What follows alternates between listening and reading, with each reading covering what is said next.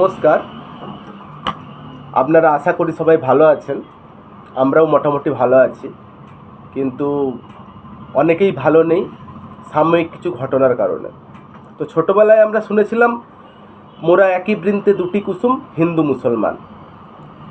তো এই যে কবিতাটা কাজী নজরুল ইসলাম লিখেছিল, এই কবিতা আমরা প্রত্যেকেই জানি, কিন্তু বাস্তবে কিছু ঘটনা এই কবিতার লাইনগুলো অবাস্তব লাগছে।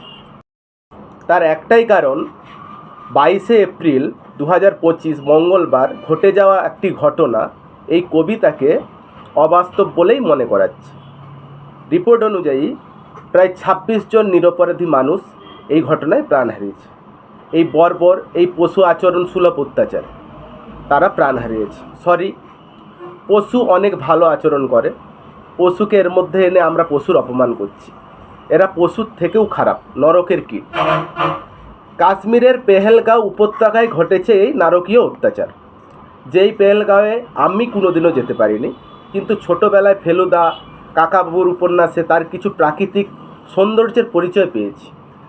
এটাকে ভূস্বর্গ বলে অভিহিত করা হয়, যেখানে ঘটে যাওয়া ঘটনা ভূ নরকে পরিণত করেছে এই পেহেলগাঁওকে।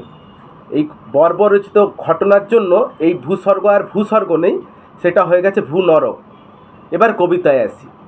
যদি বলেন মুসলিমের নামটা আসছে কেন, জঙ্গিদের কোনো জাত হয় না।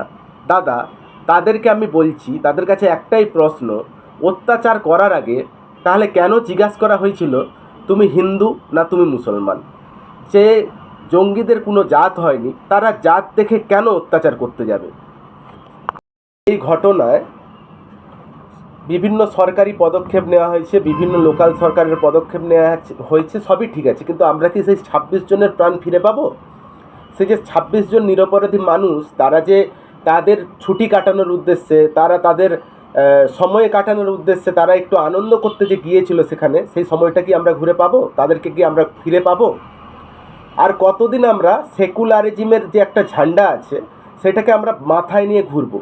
মানে ঝান্ডা মানে বুঝেন তো? অনেক বাঙালি আবার বলবেন ঝান্ডা কেন বলছেন, আমরা বাংলাভাষী, বাংলা ভাষায় পতাকা, পতাকা বুঝেন তো? সেটা নিয়ে আমরা আর কতদিন ঘুরবো?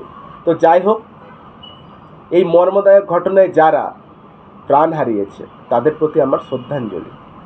আর যাদের পরিবারের মানুষ এই ঘটনায় প্রাণ হারিয়েছে তাদের পরিবারের প্রতি আমার সমবেদনা। জয় হিন্দ, জয় ভারত। সবাই ভালো থাকবেন, সুস্থ থাকবেন। ধন্যবাদ।